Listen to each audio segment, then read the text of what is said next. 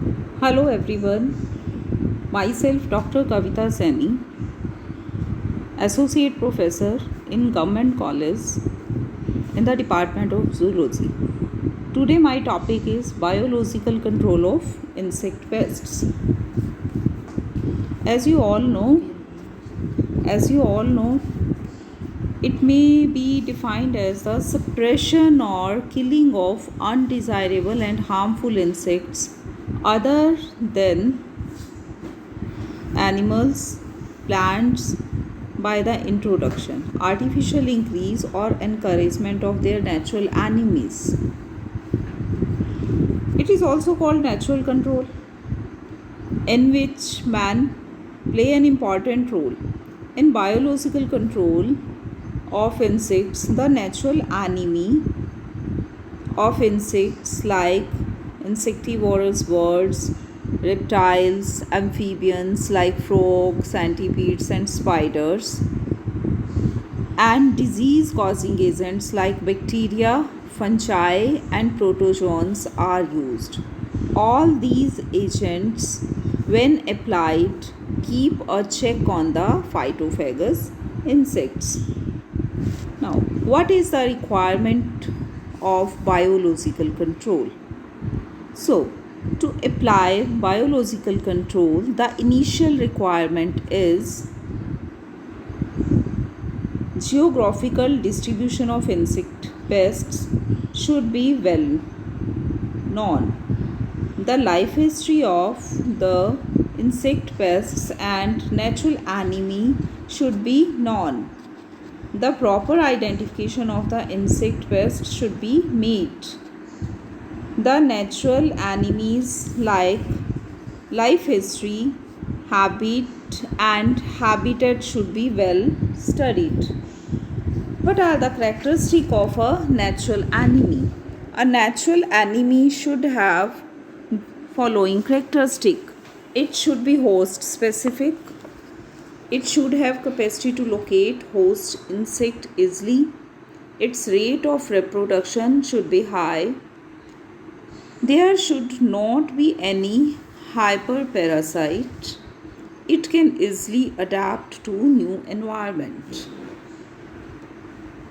Now, what are the natural enemies used in biological control?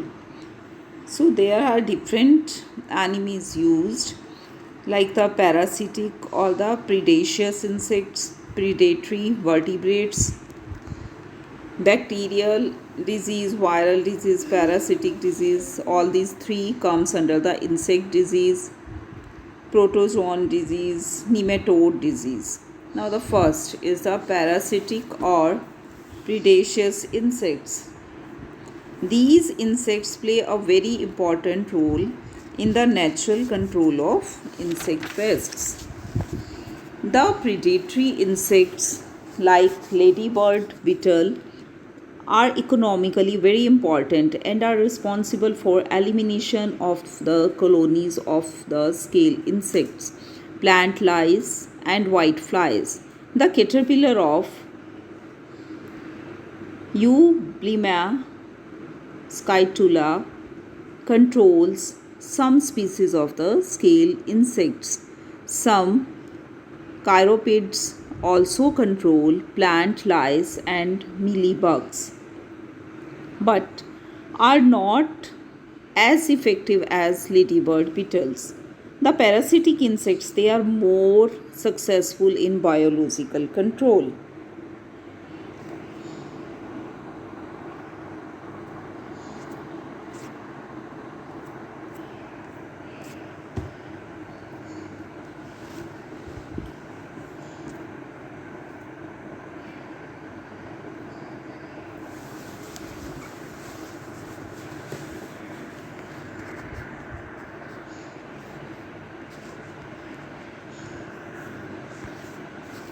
So, parasitic insects should be plant feeder. The insect to be introduced should be parasite on a particular species to be controlled only. It should not attack some of other primary parasites present in locality. The parasites introduced in one locality sometimes prove dangerous as they may attack useful insects. So the parasite insects should be introduced with great care. So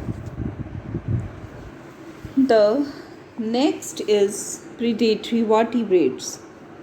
The predatory vertebrates like the insectivores, birds, reptiles and amphibians play a very significant role in controlling the pest population. Gambusia fishes, they are also used to kill the larva and pupa of mosquito. To control white grub attack on the sugarcane, giant toads of Mexico are introduced. To control the striped bug, ducks are introduced in paddy field in South India. And to control the insects biologically, insectivorous wild birds and other animals should be protected, encouraged and employed. Now the next is the insect disease. So, the insect disease caused by fungi, bacteria, virus and protozoans may be used to control the insect pests biologically. The brown fungi, red fungi, yellow fungi, they all control whiteflies, pests of citrus fruits. The Crystalliferous bacteria are employed to control Coelopterus and Lepidopterus larvae. Other bacterium is used to control grasshopper. The spores of Bacillus papilla, they are used against grubs of Japanese beetle. The protozoans control European cane borer. Bacillus papilla had controlled the grubs of Japanese beetle very successfully, and this is promoted the idea of use of microbes in insect control. Now the next is the nematode parasites.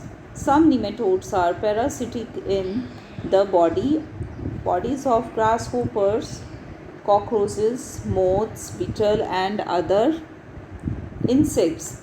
These are responsible for reduction in their population. DD-136 is used to control many insect pests. Now,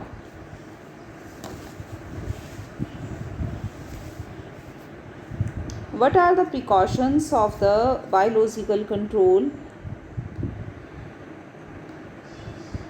It involves handling of living and harmful organisms, so qualified person is required.